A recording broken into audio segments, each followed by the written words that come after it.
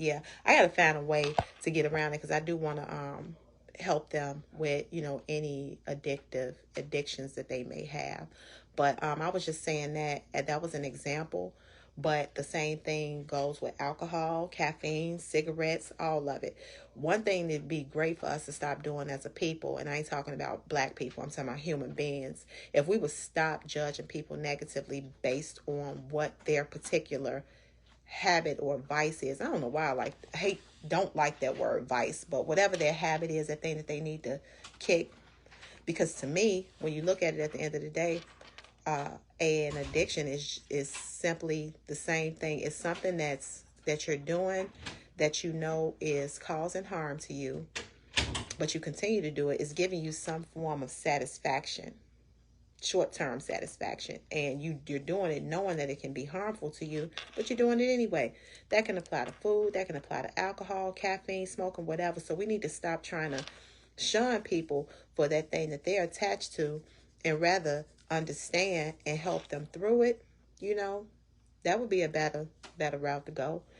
But so caffeine, the downside: caffeine raises blood pressure, increases heart rate, and the levels of cholesterol in the blood.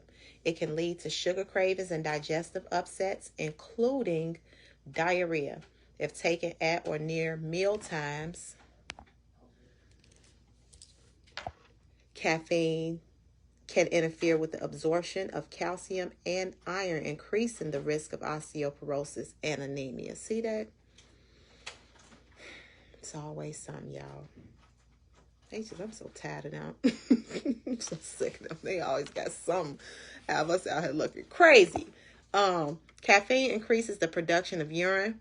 Don't you be don't you be peeing everywhere when you got that coffee and you be peeing left and right? Caffeine increases the production of urine, which may result in the loss of various minerals and vitamins. Symptoms from caffeine include anxiety, facts, I've had that, panic attacks, facts, insomnia, and hyperactivity, and especially in children. They don't need no caffeine. They already be lit. In some women, caffeine appears to cause breast cysts. Ooh, I didn't know that. And pregnant mothers who take caffeine may have babies with low birth weight. So let me tell y'all, my love for LaCroix, I've always liked sparkling water. I did. But um, I started being more consistent with it with the birth of my last son, because I used to experience a lot of nausea. And so, we always think 7 Up and ginger ale can fix everything. But so it did used to help. I ain't even gonna lie. It did used to help. But I didn't want my baby to be getting that caffeine. And here it go right here. They're telling us. In the United States, the Food and Drug Administration advises minimal intake of caffeine in pregnancy because caffeine can cause birth defects, birth deformities in animals. Although this has not been shown in humans, it is thought that excess caffeine may increase the risk of certain cancers and the formation of kidney stones. Well, I mean, they said that they don't have this, information for humans, but it's been shown in animals. Tell me why, if it can do it to me, it can't do it to my baby. With that knowing, that's what made me stop drinking pop during my pregnancy, the 7 Up and the ginger ale, because I'm like, I know that pop isn't good for me, even though it's making me feel better, but I got to find another way. So in comes the LaCroix sparkling water. I needed that belch. I needed to burp. I needed to release. It just needed to come out. And so LaCroix, I started incorporating that and drinking it, man, and it helped a lot with my nausea, motion sickness, all kinds of stuff. In addition to that, so now I like I said, I was drinking it before him, but then I kicked it off and went full fledged, and it helped me kick a pop addiction that I didn't even know I had, really, to 7 Up and ginger ale. Drinking it more and more, skin even more so started clearing up because I don't have that caffeine and that aggravating me. I'm not having these anxiety attacks, whatever. All the stuff that they're talking about is real.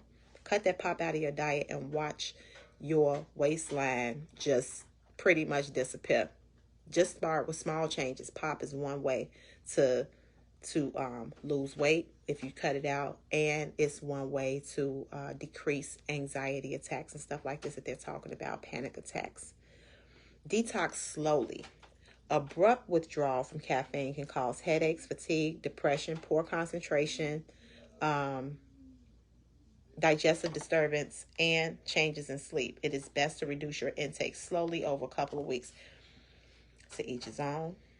If that is something that you want to do, you go for it. However, I do not support doing things slowly like that. The reason why I don't support it is because we ain't no babies. We know exactly what we want to do. We know what we want to do, and it's a choice like anything else. It's like going outside and hopping in your car and driving to the store. You know you want to do it. Yeah, you're going to have some headaches. It's going to be some issues. You're going to go through some pain, but you can do it. I know everybody's not the same. I know some people need it. If you really know you need it, then you take it slow. But if you know in your mind that you can stop today, if you just really set in your mind,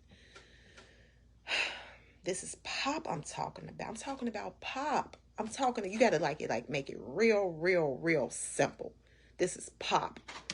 And I'm sitting up here saying, pop got me to the point that I feel like I can't have it. Like you gotta talk to yourself in terms of what? It gotta get that it gotta become a little disturbing to you. I really need to wean myself off pop. You gotta understand your power. You have to understand your strength. You have to understand where your structure lies. It's inside of you. Like pop it's not living, it's not breathing. It has no say so over your life. You have say so over your life. God has say so over your life. Pop, y'all, come on. Everybody is not the same. I get that.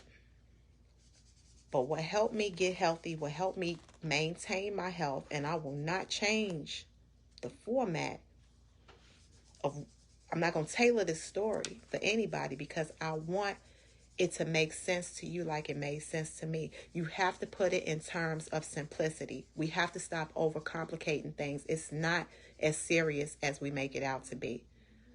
We got to find another way. We got to stop being lazy. We have to start doing the work. So yes, I believe that you can cold turkey anything that's causing you harm. I believe that anything that's causing you harm and unhappiness, you don't like it. So therefore, you should be able to drop it if it's not going to be detrimental to your health. Is cutting out pop going to stop your bag? Is cutting out pop going to make you feel sick? Is cutting out pop going to hurt you in any way? It's going to help you. Everything about cutting out pop, caffeine, coffee, whatever, if it's been hurting you and you have some of these issues that I'm talking about, because a lot of times when we making that coffee, we got the sugar going, got the creamer going. I remember one time, y'all, have you ever had cane sugar? If you ever had cane sugar, you know cane sugar is, it's so good. Oh, whoa, that's the best sugar. I didn't even know sugar. I thought sugar was good. Cane sugar is stellar.